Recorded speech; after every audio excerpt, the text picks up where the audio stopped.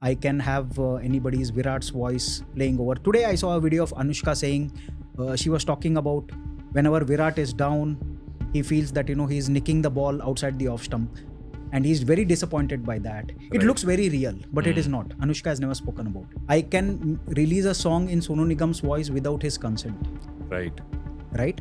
And I can play it. I can auto-tune my voice. I can be a pathetic singer and I can auto-tune my voice using AI and become a fantastic singer. We talk a lot about responsible AI. We talk a lot about regulations and all that, right? It's there on paper. Yes. Right? We talk a lot about it.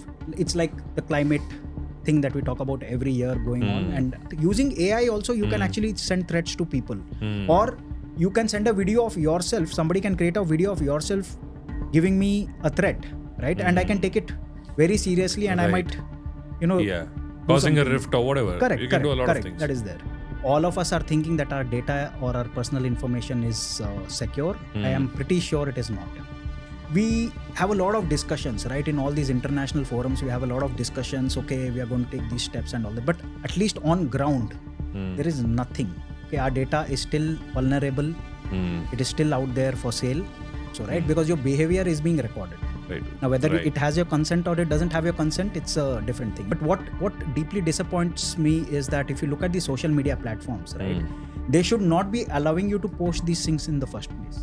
And even before that, it should not even be allowing you to generate these contents in the first place. That's where I feel sometimes these things are out there and people, rather than using it productively, are using it for this.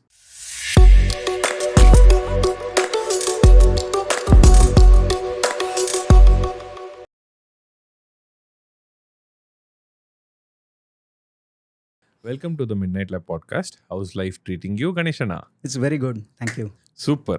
So we are here today to talk about artificial intelligence. Earlier in our Midnight Lab Insta handle and on the Facebook page, we did post a copy of your book. Basically, we put a link wherein we could read the book that you've written about artificial intelligence. And that's pretty much what we are going to talk about today. Yeah. Right? So for our viewers, I'm sure everybody understands what AI is. We are in that era where we are only talking about artificial intelligence. But for those people that don't know anything about this, what is artificial intelligence? What is machine learning? Yeah. So basically, if you look at artificial intelligence, right, it's a whole gamut which has, you can think of it as a bucket which has machine learning within it. Right. And a small piece of it called deep learning, right? Okay. And then you have a very different concept which is called robotic process automation. It's not related to AI as such, but RPA can use AI to do a lot of good things or do a lot of automation that is there with AI. Okay. So I'll probably start talking about AI first, right? So let's talk about it in a layman's term, right? So let's say I have a person, he or a she, right? And you train them based on a lot of information that is available on the internet, or a lot of good information that is available, good knowledge that is available on the internet, right? And then you say, play it back to me, right? Right. You want to gather some information out of it. Let's say you have a huge amount of data and you want to draw some inferences out of it, right? So based on the knowledge that it has captured, right, it is able to play back things to you, what it knows. It cannot give you anything outside of the knowledge that is there. Okay. So what I spoke about is it is trained on a lot of knowledge, right? So that training is very important. The quality of training is very important, because if you train it on a very limited set of data, right, it might not have the accuracy that is there compared to if you train it with thousands of data sources that are there on the internet. To simplify this, sorry to interrupt you, to simplify this, basically, you have a person and you're showing them certain set of data. Correct. And whatever you ask them, they are going to respond to you on the basis of the data that's present. That is present. It can draw inferences out of it, right? And give you. Say, for example, let's talk about machine learning, right? Which is a subset of artificial intelligence, right? I'll give you an example. Say, for example, you have a company which has sales data, right? So it has sales data for the last 10 years. Okay. So every quarter. So if you take at it, 40 data points you have. Right. You take that data, okay, and you train a model out of it, right? So that model has knowledge of your past history. Understood. Okay. It knows that in, let's say, the first quarter, you made this much sales in this year. In the next year, you made this much sales, right? It is able to understand how your sales has grown or degrown in every quarter, right? So based on that, it is able to give you a prediction.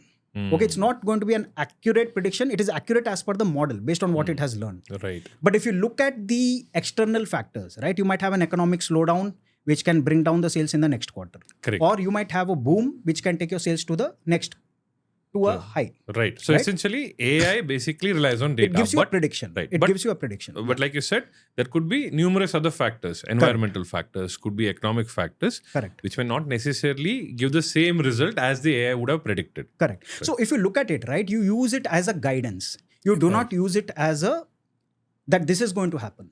Right. Right. It is very important to understand that AI is not there to give you an exact answer to your question, right? It can give you a guidance. So based on that guidance, you can take certain decisions to either grow your sales or take actions to see, okay, let's say the economy in the next few quarters, you foresee that, it might not grow at the level, right? What can you do, right? Say, for example, raw material costs can go up, right? Another example I can give, right, which is very probably realistic is, let's say you have your school grade marks from right from your first standard to your 10th, right? That's huge amount of data if you take your every mid-term exams and all that, right? And you have a certain set of marks that you've scored. Okay. So based on the certain set of marks that you have scored, I can predict that in the next exam, you might score this much. Okay. But it's not guaranteed that you will score that much. Right. Okay. It can give you an indication that, okay, if I continue in the way I have done, I will probably get that much marks. Right. But you can't take it as a perfect example saying that, this is what my marks is going to be, right? You can exceed that, or you can even end up with lower marks, right? So like I said, it should be used as a guidance, right? It should not be used as, okay, this is the perfect answer to my query and this is what it will fit in, right? You have to look at it as a guidance. Okay. So moving on, you also mentioned RPA. What is RPA basically for those people that don't know what RPA is? Okay. So RPA is called robotic process automation, right? So if you break that down, right? Let's say you have mundane tasks where you do the same thing repeatedly over and over again. In corporate terms, basically, let's say you have an Excel file, you need to do the data entry. Basically, you have the same source from where you get the information. Correct. And you are essentially doing the same task. Control C, Control V or whatever, you're just feeding data into it, the repetitive task. Correct. Right? See, you look at it, if I talk about in corporate terms, right? You might be doing a regular task where you go to a website, you download certain data, you upload it somewhere, right? That's a corporate example. Now, let's take a realistic example where every day you're cooking dal. You have the same set of recipe that you're using to cook dal. Right? And you take the same amount of time. But the dal can taste very good today. It can taste horrible tomorrow. Absolutely. Right. So you look at it, it's a mundane task. But the outcome varies every day. Right?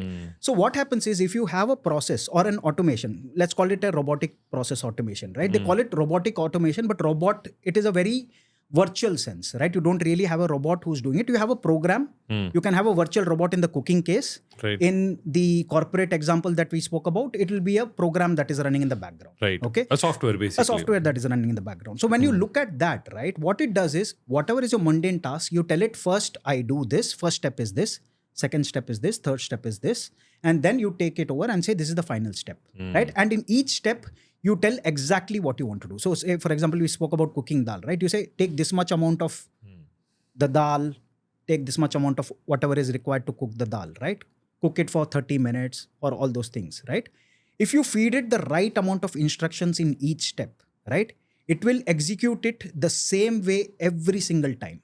Got it. Whereas when we are doing it, we might do it differently every time. And we may get distracted.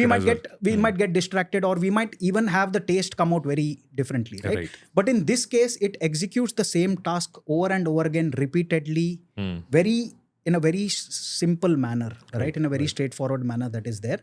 So in that, you don't have AI because you're only programming it to do a specific task. Okay. So you can program it to do other tasks as well. But where you can use AI is, let's say, for example, we spoke about the corporate example, right? Let's say you downloaded some data, right? That is not AI. So once you downloaded the data, in RPA, you can call an AI program to analyze that data. And give you a pattern. And give you a chart or a vision or a pattern or something like that, right? Got it. So you can use AI within RPA, but RPA essentially isn't AI. Right. Essentially, so from what we've discussed so far, AI and robotic process automation are two different things. Correct. Right? They can go hand in hand. Yes, they can go hand in hand. RPA can use AI, but AI not necessarily is needed for RPA. Correct. So we've heard of machine learning. There's something called as deep learning as well, right? Correct. Can you tell us what that means? Okay. So deep learning, right? If I take an example of our brain itself, right? They say it's made of a lot of neurons. Yes. Right? So our neurons is basically what makes us understand things in the world. Right. Right? Now, if I'm looking at you, right, you have two eyes, a nose, lips, and when I look at you overall, right, my brain is interpreting that it is Suraj, for example, right? If I look at another person, I'll interpret as that. But to arrive at that, right, our brain is going through multiple layers of processing to figure out that it is this person. Right? So you can think of neurons as the same thing, neural networks that we call, right? So neural network is basically, you look at neurons, you have multiple layers. Okay? You have multiple layers and then you have the final destination that is there. So for example, if I give you a picture, right? And you look at that picture, let's say it's of kids playing together, right? What is the first thing that will strike you? At the first layer, you look at them, okay, there are kids, right? When you go a little deeper, which is from the first neuron level, you figured out, okay, here there are kids. You move on to the next level, you see they are playing cricket. Correct. How did you determine they are playing cricket? Because you see a bat, a ball, and people fielding, right? So again, you have done a deeper level of understanding of the picture there, right?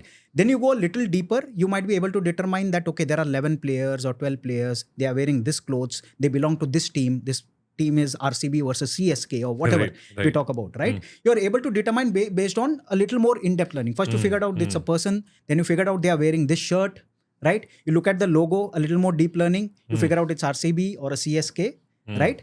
You look at the score, all those things. So you are able to arrive at the end picture of the entire video that you're looking at or a picture that you're looking at, right? So that is how deep learning works. That is how neural network works, where you go from one layer to another. So there is a big neuron layer, then there's a little smaller, you keep going in and then you arrive at your final picture, which is short, right? Okay. So deep learning, if you look at it, right, it's based basically on neural networks that is there. Okay, got it. Now we touch base on the basics so far. Yeah. Right now we've been hearing about artificial intelligence, AIs, and generative AIs, which we'll get into a little later, in the last few years, if I'm not wrong. But correct me if I'm wrong here, but AI has been there for a very long time. Maybe we were not that familiar with AI or RPAs as well, right? Isn't that right? Right. So see, it started way back in the 1950s when scientists brought this concept of artificial intelligence. Okay, so they wanted to do certain tasks, mundane tasks that we spoke about, right? Mundane tasks, they wanted to automate it. They wanted to bring a certain amount of intelligence into computer programs. Okay. So it was more at a conceptual level. Okay. In the 60s and 70s, right? If you recollect, there used to be games like chess or basic mathematical problems that were there that were solved using programs, okay, which had a little bit of intelligence within it. Okay. But it was restricted only to those specific tasks. Let's say, for example, for playing chess. Now you have a program which is playing chess, it has its own intelligence, but you can't use it to solve a math problem. And then vice versa, right? You have a program which is very specifically designed for that particular task itself, right? That is there. So if I look at a math problem and I have a chess problem, I have two separate programs for it. Okay. Then what happened is in the 80s and 90s, right? Because you had this data explosion, right? You have a lot of huge amount of data that is available on the internet. You have servers on where these data are stored. By this time, computers were a big thing as well. Correct. Even though not as much in India at that point in time, but globally, I think Europe you and had Western, that. They were already on it, right? So when you had that huge amount of data, you had AI now being trained based on the data that was there. Okay, and that's where the evolution of AI started. Okay, it started at a basic level of training the data and inferencing certain patterns out of it. So I have a data pattern. I'm able to figure out that this data is related to sales data or this data is related to economic data or whatever data that. When you say inferencing, basically it was able to understand what the data is. It was able to compare it. Correct. Because see, if you have a huge amount of data, if you look at data as it is, right, you're not able to make some inferences out of it. Understood. So that's what these programs were able to look at the entire data. The more data I give it, the more its accuracy and its memory power increases, right? Because it has more data to look back to make an inference. If I have data only for the last 10 years, my bias is going to be only, my prediction today is only going to be based on the last 10 years. But if I look at it historically, let's say 50 years of data that I have, I can be very sure that the data or the inference that I'm getting is going to be of a better quality or accuracy that they term, right? Of a model, of an AI model, right? That is based on the higher the data you have for reference, the higher is the accuracy of the model.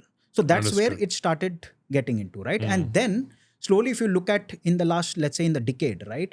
if you go to Amazon or you search for something on the internet, right? The next thing you see is when you go to another web page, you start seeing ads of it. Yes. Okay. Then you see ads related to the products related to what you are searching for, right? Now, today, when you go to Amazon, you buy something, you go down and you see recommendations saying that with this, you buy this as well. Correct. Right? Or if you have bought something in the past, it says maybe you would want to buy this, right? It is basically playing with the customer's mindset to make you shop more. But it is giving you what you might actually like based on your shopping patterns. And similarly on other apps as On well. If other you're apps ordering as well. food, Correct. Same thing happens. Correct. If you ordered for something, basically you get suggestions of other restaurants where the same dish is available. Correct. Or something similar is available. So that again comes to the data privacy thing also, right? Because your behavior is being recorded. Right. Now, whether it has your consent or it doesn't have your consent, it's a different thing. So if you look at food apps, for example, right? You start getting notifications saying that, are you feeling hungry, right?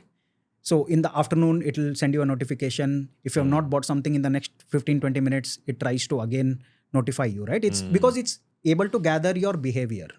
Okay. And based on your behavior, it is again luring you back into it. So you have to be very smart about how you share your data. Unfortunately, you don't have control over the data that you share or the consent that is there.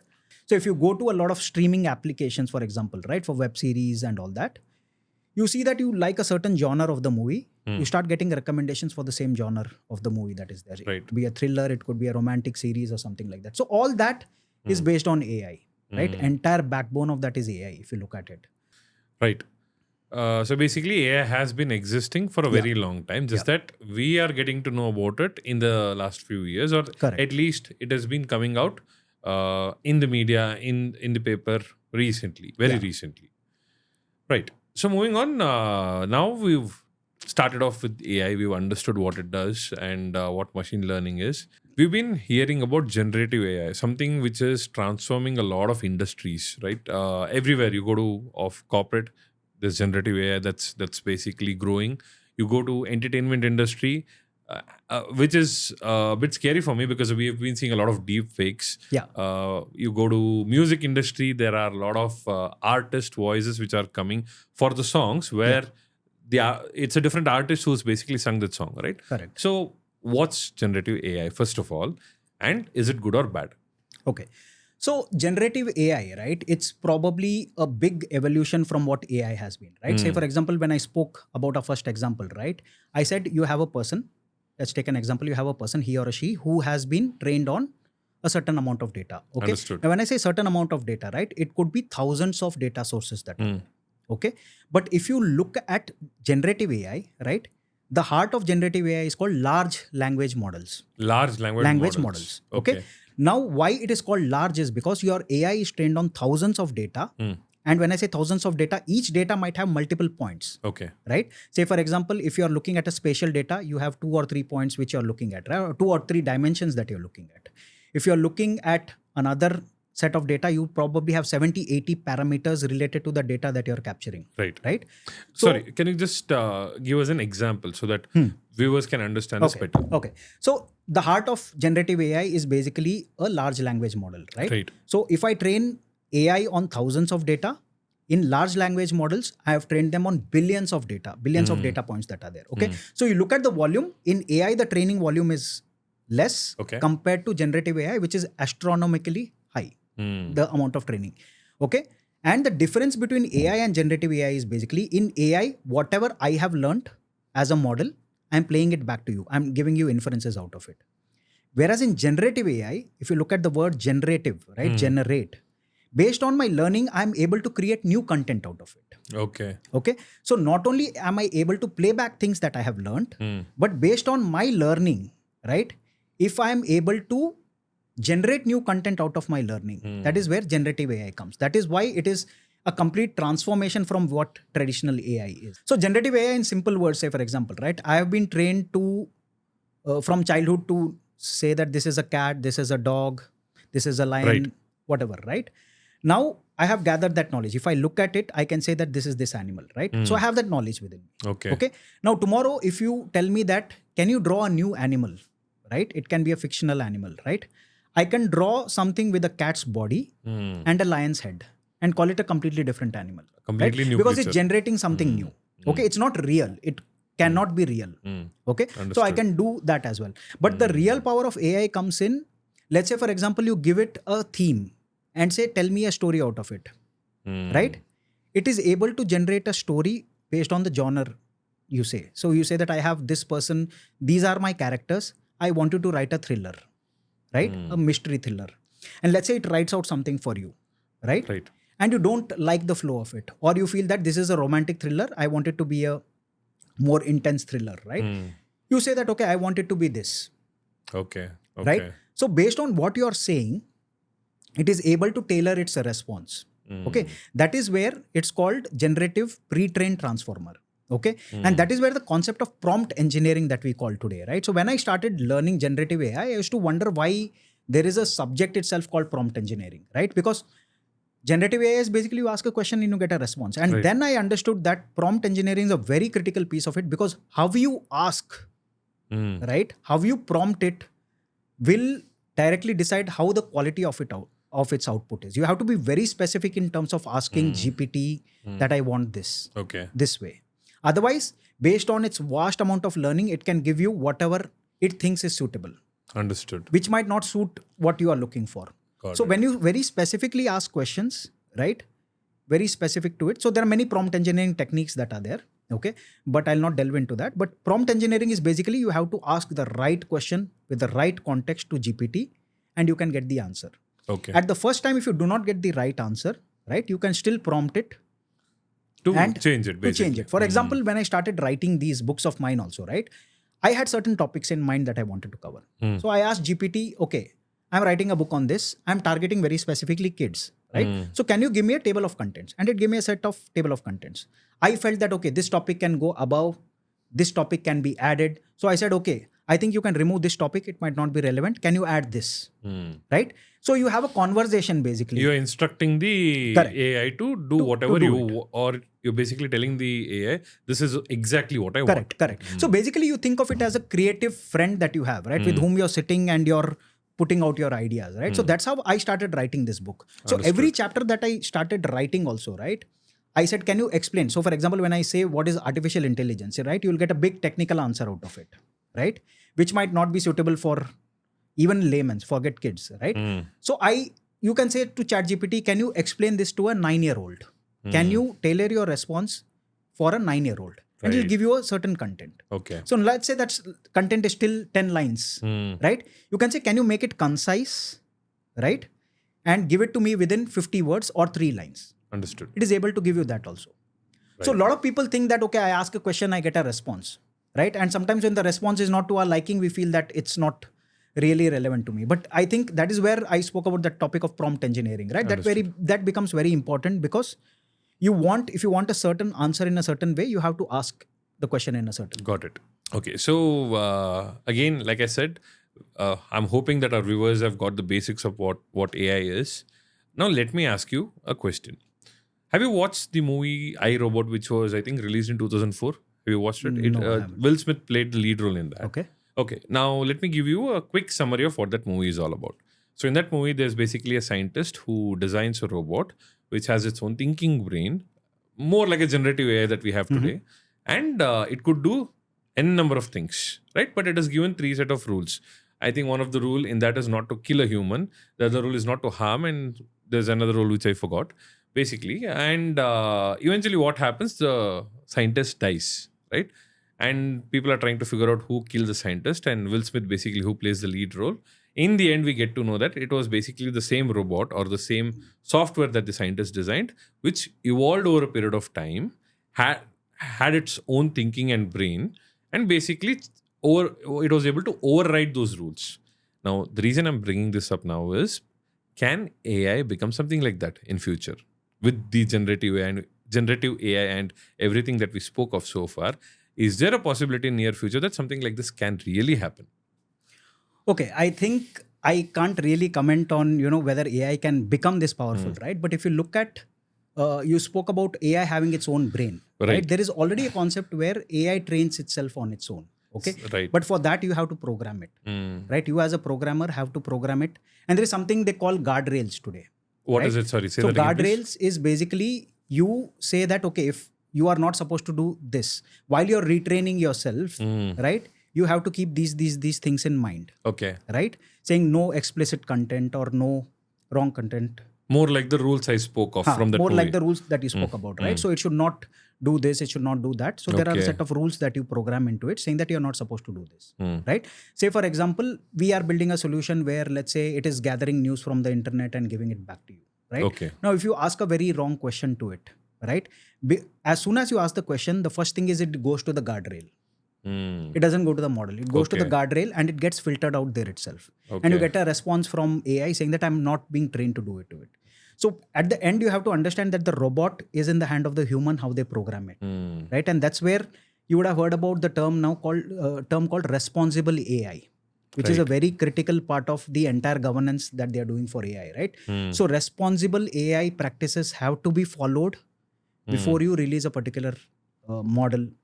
Right. Or you build a particular model, right? But if you look at it, right, like you spoke about, right, you have a lot of deepfakes, right? You have you have a lot of social media platforms on which these deepfakes are shared. Right. There is no control over it. The very recent one that I saw was basically the India-Australia test match, which got concluded, the fourth test.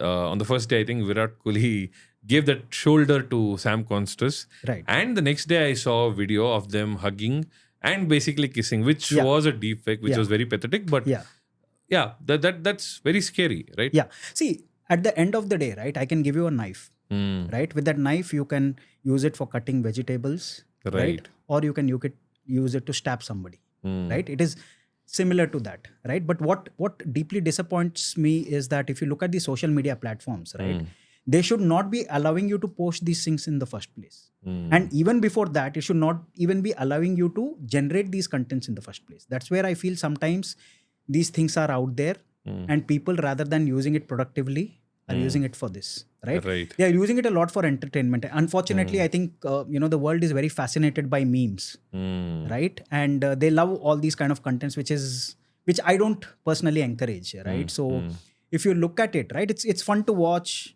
Right. At least whatever you spoke of, it's not fun to watch. But I think a lot of things where it is used for comic relief, it is still okay, right? But if you're using it for something which is not really right, ethically right, because you're not taking any permission from any of the players also when you're doing it, and it's very deeply disturbing also to see that, right? But I think overall, I think we talk a lot about using AI responsibly. There is a lot of talk about AI should be trained, it should be responsible and all that, but somewhere we have not reached that stage where you are criminalizing such things also, right? Governance comes into picture. Governance comes into the picture, and I don't see that proactiveness there, because I have seen these deepfakes, a lot of deepfakes for the last 2-3 years, right? Nothing is being done to fix it. It's only grown bad, right? Yeah. You have people who are, like you spoke about earlier also, I think I can release a song in Sonu Nigam's voice without his consent. Right. And I can play it. I can auto-tune my voice. I can be a pathetic singer and I can auto-tune my voice using AI and become a fantastic singer, right? We have a lot of singers out there who actually do that. Yeah. So I think you had a podcast where you had somebody who spoke about, how these things really affect the people who are actually putting a lot of work on actually creating content in a traditional manner. Of course, they can also use AI tools to build music very fast, right? Compared to earlier. But what happens is, I think nowadays you have anybody just create music and become viral on the internet. It's all about views today, right? The quality of the content doesn't matter, right? Exactly. I think we all know that. So I think that is where, like I said, right, responsible AI, we talk about it a lot. We definitely use it where I work. We definitely use that as part of a critical piece of our solution delivery, right? But if you look at all these deepfakes that are there, they are absolutely, unregulated is what I feel, right? I can have anybody's Virat's voice playing over. Today I saw a video of Anushka saying, she was talking about whenever Virat is down, he feels that, he's nicking the ball outside the off stump. And he's very disappointed by that. It looks very real, but it is not. Anushka has never spoken about it, right? So if you look at it, right, I think people love sharing this on the internet, and you have no control over these things. So that's where generative AI causes, at least what I feel is, where I am working, we use it responsibly, but outside it is used for entertainment, which is fine. But when it crosses a certain line, I think it becomes very bad, right? Say, for example, you look at these scams that come up, right? Where you send a video of somebody saying that, you have made a mistake and you have to pay this much. You have these Digital arrest, the thing digital that is arrest that happening is right there, now, right? which is a trending thing. Which is a person who has a background of a police setup, right? It's not really AI, but using AI also, you can actually send threats to people. Or you can send a video of yourself. Somebody can create a video of yourself giving me a threat, right? And I can take it very seriously, and I might, causing a rift or whatever. Correct. You can do a lot of things. That is there. Yeah. Right. Understood. So at the end of the day, it completely depends on the person that's using the AI, whether they're using it for the right purpose or to create memes, unwanted memes. But, in the corporate world, right? Let's talk about corporate world. I also work for a company. And, a few years ago when I started my career, we always had an automation team. We had a process improvement team, as we used to call them. But nowadays, that team has expanded. You have a automation team, you have a robotics team, you have a team which is only doing AI. So basically, all of the corporates, all of the companies are definitely using AI. And like you said, there are a lot of productive things which can be done from or with the help of AI. But I have some stats here with me, which I kind of found online, right? One stat basically said that by 2025, which is next year, tomorrow for us, because we're recording this on 31st, automation and AI could displace about 85 million jobs globally. But it may also create 97 million new roles, but you may require some different skills. Correct. And I'm assuming we're talking here only about AI and AI software skills. There's another stat which basically says that AI system exhibited biases in decision making. And one example was basically when it came to unlocking something using your facial recognition, it kind of differentiated between a darker person and probably a fairer person or a less dark person, right? That was another thing which was very astonishing. Third, and the most important thing, which has been existing in the present world as well, is about cyber security threat, right? A lot of cyber attacks could happen, and necessarily it may cause around $10.5 trillion loss or in damages annually by next year. That's basically from a leading company which is responsible to take care of cyber attacks. Okay. Now, when we look at all of these stats, how do you see AI in the future? Is it basically a threat to all the jobs, or is it basically something that needs to be looked at, but also would need some kind of upgrade if I'm not aware of AI at all? Yeah. Okay. So I think when you started your career, when I started my career, right, there was a certain technology which was in the boom at that point in time. Right. Right. Our knowledge at that time was probably here, right, compared to where we are today, right? Now what happened is when that boom came in, right, you did some upskilling. Definitely you would have done some upskilling. Absolutely. Right. Yeah. And that's when you were able to learn whatever you wanted to reach that particular knowledge. And you were able to upskill yourself and take yourself to the next level. And based on that, if you look at the roles that were there earlier, right, and the roles that are there today, right, they're drastically different, right? Absolutely. As the technology advances, you have to upskill, right? It's like basically moving from first standard to 10th standard, right? Yeah. You had to have that base of first standard, but you had to still move to second, third, fourth. You had to upskill yourself. Right. So the same thing is there in the corporate world as well, right? I think nowadays, if I'm very honest and straightforward, right, I think a lot of people are very afraid, or if I call a lot of influencers, which the culture which is there today, I won't say influencers culture is bad, but there is a difference between a good influencer and a bad influencer, right? And none of them are accountable, unfortunately, at the end of the day. They create this scare that, AI is going to take your jobs away. Okay. I have seen multiple ads, I don't want to name the company, where I saw an ad where he's taking an interview of a lady and she says, I have 2 years of experience and I'm earning 42 lakhs per annum. And he asks her, okay, great, how are you earning this? And she says, I am learning this using ChatGPT and AI tools. Okay, so somebody who doesn't know this, right, and who's probably at work, who is not really happy with the kind of work that he or she is doing, right, it can probably make them very insecure and also make them lose confidence, right? See, if you want to upskill, you need to have that confidence. Now, when you're seeing a lot of people saying, I have this knowledge, Nowadays, unfortunately, knowledge is measured by the number of certifications that you do, right? A lot of people I see on LinkedIn saying, I'm certified in this, I'm certified in that. But when you actually ask them to do some work on that, I have seen a lot of people not able to do it. Right. Right? So when I spoke about that example, right? And they are eventually selling you courses, saying that, you learn ChatGPT and you learn these AI tools and you'll be able to earn that much. Now, that is absolutely not true. Okay. There are certain exceptions to it. You might still end up learning because it's a niche skill. But what they teach you is something you can learn on your own. You don't have to pay 10,500 or 11,000. What my experience is for example, I'm working on AI, generative AI for the past 3 years. Okay. I do not know Python at all.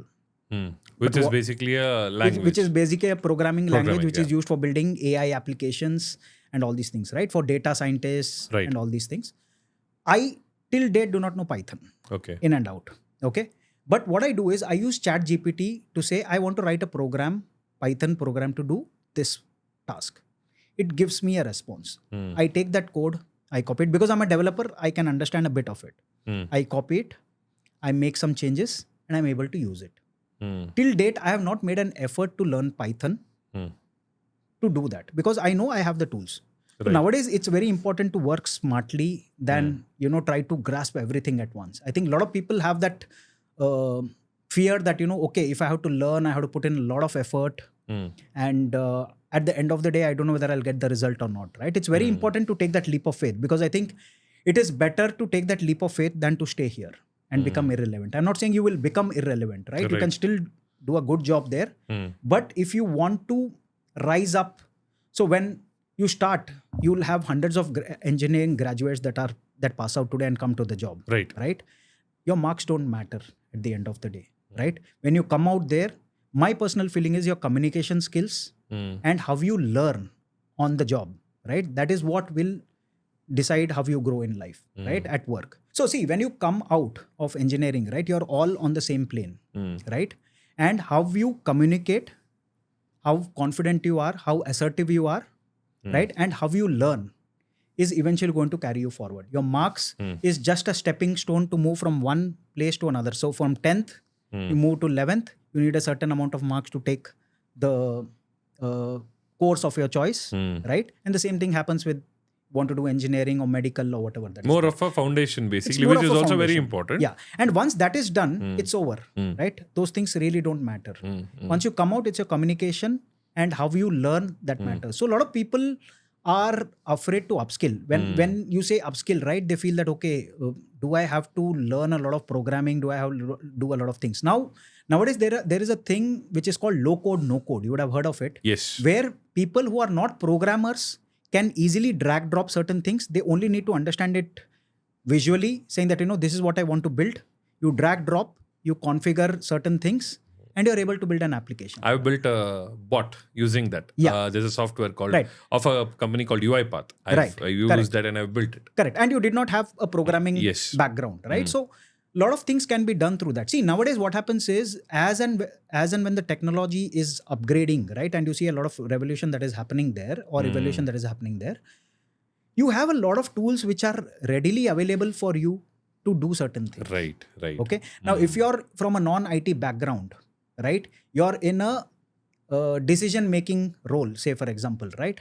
You don't really need to bother about how AI is used, or you don't need to learn AI in depth. You just need to know the concepts related to it, right? You don't really need to know in depth, okay, how am I going to gather this data and all that? Because if you're a decision maker, right, you'll have somebody who is going to gather the data. Now, you spoke about roles, right? You're going to have different roles. Today, as generative AI has come in, there is a role called prompt engineer. Like you mentioned earlier, right? Now, when you talk about prompt engineer, right, a lot of people might think that, okay, this is a programming role. But no, it is essentially a very, it's a role where you have to craft your prompt using plain English, right? So you're basically your the writing trainer skills here. matter. Your writing skills matter here, right? Okay. Is like I spoke about earlier, right? You have to be very specific about the prompt. Now you have a data. You want to have a certain inference. But if you don't give the GPT the very specific point, saying that I want this, I want you to analyze this and give me this, right? If you just say, can you analyze this data and give me an output, right? It can give you a huge amount of output which might not be relevant to you. Right. So that's where prompt engineering comes into the picture, that a person sits, he asks the question in a certain way and sees if he's getting the response in the way that they want. Okay, got it. Right? So you're fine-tuning the prompt. There is a thing called fine-tuning. So you're fine-tuning the prompt and you keep a prompt library, right? So people who are coming in after you, right? Let's say based on the inferences or data that you've gathered. For data gathering, you have a certain person, a certain role. For doing analysis on the data, you have another role that is there. That person will use different tools to analyze the data that has come out of it. Then you have another person who generates the report out of it. Understood. And then you're the decision maker. So you don't have a direct interaction with AI, Right. but you're guiding people that can you use AI to do this. To simplify your decision making, you're basically Correct. using methodologies or AI Correct. to come to a point where you can make the decision very easily. Correct. And people, right, I think it is very important to upskill. I think one should never be afraid of upskilling, right? I think a lot of people nowadays, you have a lot of videos on YouTube, you have Udemy courses where they simplify things for you. A lot of people, a lot of educators are doing a very good job. If you look at, for example, Physics Walla, right? Physics Walla has done a fantastic job because in physics, there are certain concepts which they explain in a very unique way so that you register it in your mind. Right.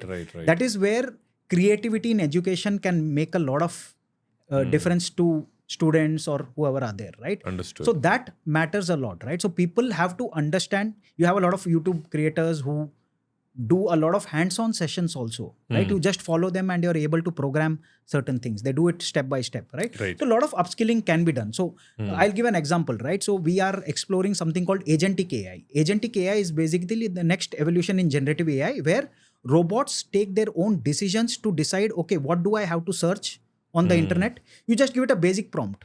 The entire background work of scraping the internet, getting that data and giving it to another agent saying, okay, I've got this data for you. Can you analyze this data and give back the response?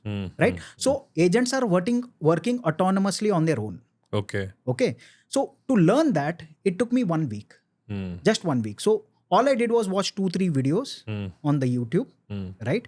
And I was able to understand that, okay, this is how I can build this, right? It is very important to understand the concept of what you're learning first, right? Programming and all that can come later. Understood. Right? But it's very important to learn the concept before you start jumping into the actual work. That is. Got it.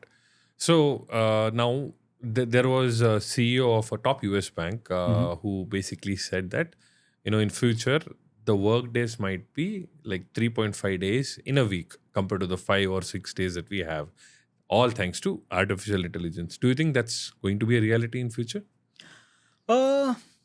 I think, it can reduce your work hours. I think your work hours eventually decided by the companies that you work for, right? So whatever productivity you have saved will get used to get you something else, basically. Something else, right? So what I have seen personally from my usages, it has helped me reduce my work time definitely. Okay. So a lot of the technical analysis or work that I do or point of views that I prepare, right? Earlier, I used to use Google to assimilate all the content, right? And then put them. Today, I can just say, I'm writing a technical POV on this topic, right? Can you give me the table of contents? Right. Earlier, you would have to think through a lot of it. I'm not saying you're not thinking. You'll get a table of contents readily available. Then you can make tweaks to it. But that also makes the person lazy, isn't it? It makes the person lazy, but it at least improves your productivity, right? You have to be very smart in terms of using AI for your benefit, right? There is no ethics when it comes to doing good work, right? If you're doing something, you have to achieve something. If there is a very easy way to do it, you do it. Okay, that's what I believe in. So when you build this technical POV, right? Earlier, I would take weeks to do it. Now I take probably just a week to complete them, right? Because I have the content. Obviously, based on the content, I go a little deeper into some sites and figure out, okay, can I get more details out of it? But definitely in terms of the content writing, it improves. It on the flip side, right? What happens is sometimes you have to write a mail, which you can write using your own thinking. But you will use GPT for it. Okay. And I have done that. I have also done that. Okay. Yeah. And sometimes I agree with you that I think sometimes it impacts your own thinking, right? Your own intelligence that is there. Yeah, it does impact, but I think that's a call from person to person, right? I'm a person who is inherently, I don't like spending a lot of time to do a lot of things. So if I find a simpler way to do things, I will definitely do that, right? So I think a lot of people, there's no harm in doing that. I think as long as you're making sure that, you keep that balance between how you can also contribute naturally to it versus using AI for it. Understood. So as you're doing this podcast, everybody would be aware that there's been a death in US of a whistleblower who was talking about privacy concerns, data privacy concerns with the OpenAI that we have, right? And there's a lot of debate that's going on. I absolutely have no complete info about what has happened, so I don't really want to comment about it. What's your take on that? Have you heard of this incident, and how do you see data privacy as one of the challenges that probably needs to be addressed from a regulator standpoint? Yeah. See, I think earlier I spoke about it, right? We talk a lot about responsible AI. We talk a lot about regulations and all that, right? It's there on paper, Yes. right? We talk a lot about it. It's like the climate thing that we talk about every year going on, and you don't really see a not really changes. impact on tangible ground, right? changes. So same thing here, right? I think if all of us are thinking that our data or our personal information is secure, I am pretty sure it is not. Okay, Right. I'm not only talking about India, I'm talking about US as well, right? So definitely, I think OpenAI, as far as I know, right, they are saying that they are also trained on personally identified information as well, if I'm not wrong, right? As well as certain data that should not be used without permission or without due consent, right? Without consent, you should not be using it. But I think that is what, unfortunately, I think the whistleblower bought out before he expired, right? So if you look at it, right, definitely these are ethical practices that are done behind the scenes, right? I think we all talk about, the corporates talk a lot about responsible AI and all that, but it's all up to them, right? You have a lot of ethical companies which are doing a lot of good work. You have a lot of companies which are doing these things behind the scenes as well. And unfortunately, either they'll come out, fortunately they'll come out, or unfortunately they'll be buried, right? You would have seen this news of Aadhaar data of 815 million users which are up for sale in the dark web, right? Yes. So dark web exists because there is our data which is there outside. Right. That it is plain simple. I think everybody can talk about your data being very secure and all that. If that was the case, our data would not have been leaked. And if our data would not have been leaked, you don't have the dark web selling your data, right? That is happening. You go to a mall, right? A lot of people take your numbers there, right? And the next few days you start getting messages. Okay, Right. I get messages of stock tips. I get calls. I'll give you another example. So I register onto some website. I put in my number. In the next 30 minutes, I start getting calls for loans or credit cards. Correct. From those companies where I have not interacted with any of the salesperson at all. Correct. No, I'll tell you this, right? I have my banking app, right? As soon as I log in, immediately there's a pop-up screen of a loan. Okay. And this happened 3 days back with me, where I wanted to click on view balance. And before I could click on view balance, the pop-up came up. Right. And I clicked on it and it says, thanks for applying for the loan. Right. So this is another different topic. We call it clickbaits, right? But if you look at your data, right, the moment you give it to somebody, it is up for sale. Right. You get a calls from a lot of marketing people saying that, okay, you looked up this particular product of ours. Do you want to buy it? Right. You would have just given your number there. And you were probably just browsing through it, right? But then they start calling you, they start borderline harassing you, right? To buy their products and all that. That is where it is very clear that our data is not safe. Right. Okay. And that is end of topic. So it's basically not just AI. Everywhere it's the same story. Correct. That data privacy has to be looked in. Correct. See, whether it's the climate, whether it is data privacy, right? We have a lot of discussions, right? In all these international forums, we have a lot of discussions. Okay, we are going to take these steps and all that. But at least on ground, there is nothing. Okay, our data is still vulnerable. It is still out there for sale. And you look at even Aadhaar card, right? It's not only data privacy breach. People can even misuse your Aadhaar for multiple things, right? We give a lot of our Aadhaar copies for a lot of things, right? We have to be very careful how we don't have any control on how people are using it also today. Now, coming back to the learning part, which we touched base on earlier. Now, is there a possible scenario that anybody can learn AI?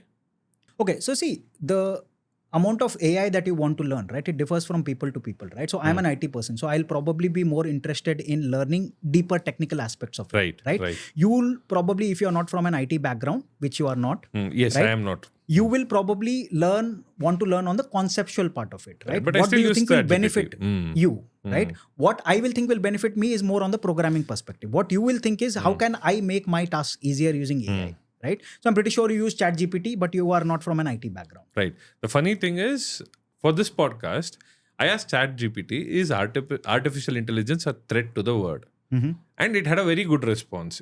Pretty much whatever we said. And the stats that I spoke of about artificial intelligence also came from ChatGPT. Okay. So basically, like you said, whatever you feed it is what you get. Right? Correct. Ethical practice and everything. Again, it is very important, and anybody can learn AI is what I pick from this. Correct. Now we also have a market where we have a lot of courses on offer, right? I open my Instagram, I open my Facebook basically, or any other social media sites. I get a lot of suggestions and amazingly edited video which say that, if you'll stay outdated if you don't learn the AI and use this course, right? You said earlier that there are a lot of scams, there are a lot of things where people are misguided. Some of the courses that you think can help people, which are kind of genuine or trustworthy, what would those courses be?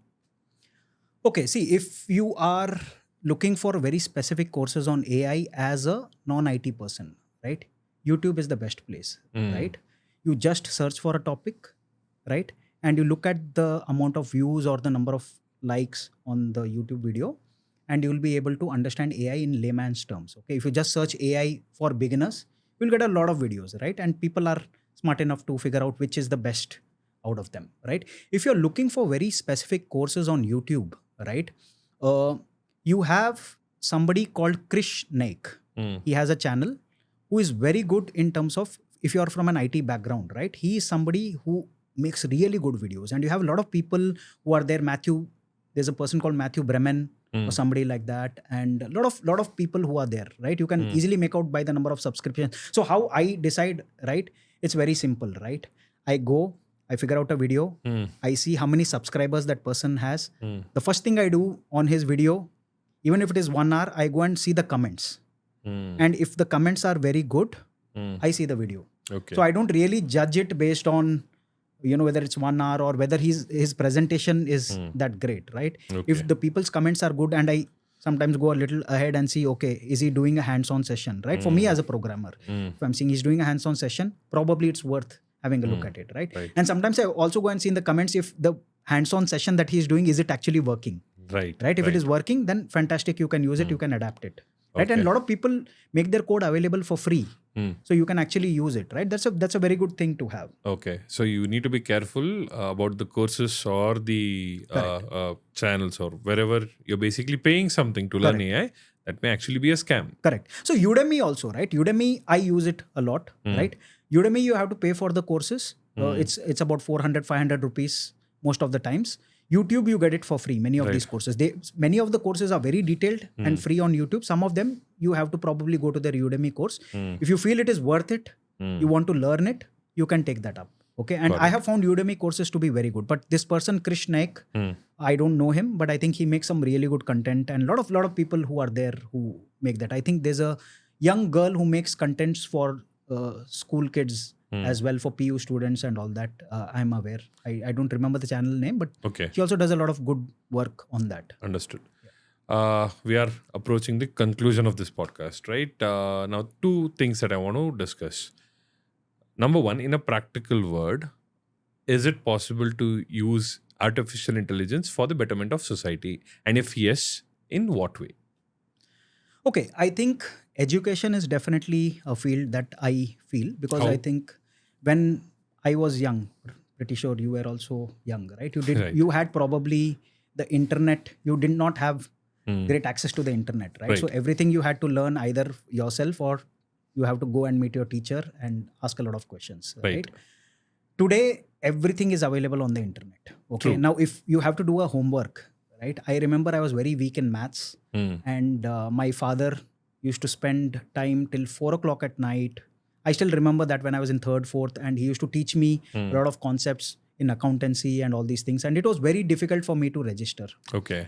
Today, you take the same problem and you go to ChatGPT, right? And it is able to explain it to you, right? In the same way your father used to explain it to you, right? It is able to explain the concept in a very simple manner. If it is making it very complicated, let's say you put a math question and it gives you an answer.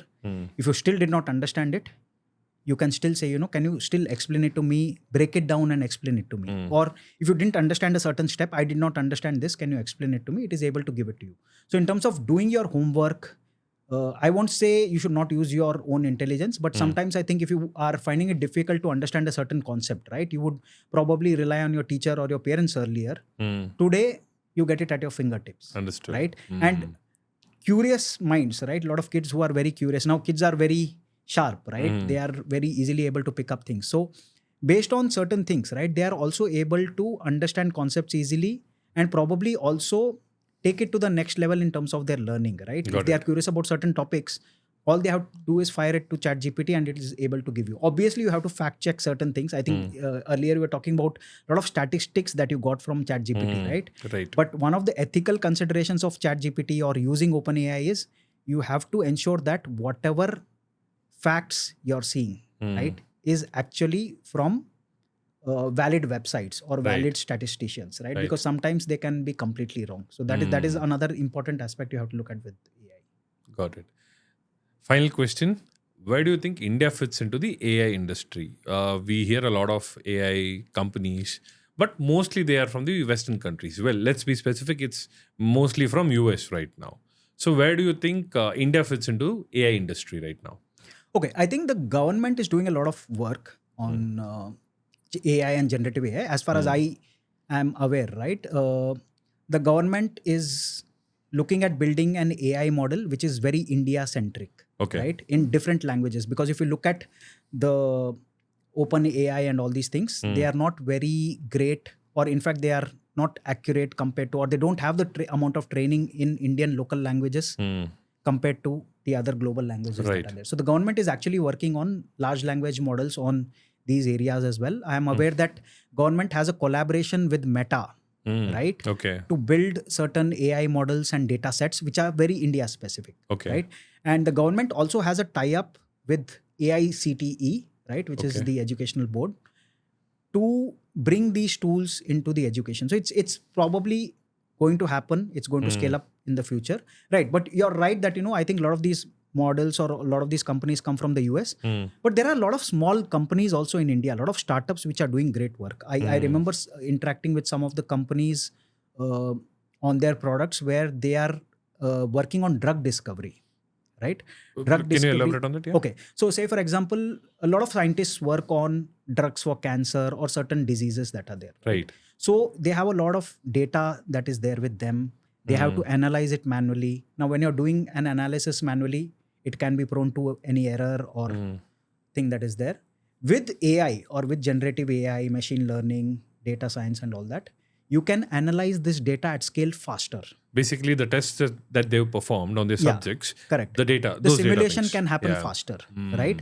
So you're accelerating that journey from your research to actually building the cure for a particular disease, for example, right? Got it. And actually, generative AI is also used to build new products based on the learning it has had, right? New drugs or new medicines for particular, let's say you're building a particular molecule for attacking a particular virus, right? That also you can accelerate a lot. Okay. So there's basically a lot of good things which are being done out of AI, especially in India as well. Yeah. Wonderful. Ganeshana, this has been a super podcast for me. I've always asked my guests how AI has changed your industry or how AI has changed the way you do things on all the podcasts that have happened. And I've got both kind of answers where they said that it is beneficial and where they think it might cause some issues.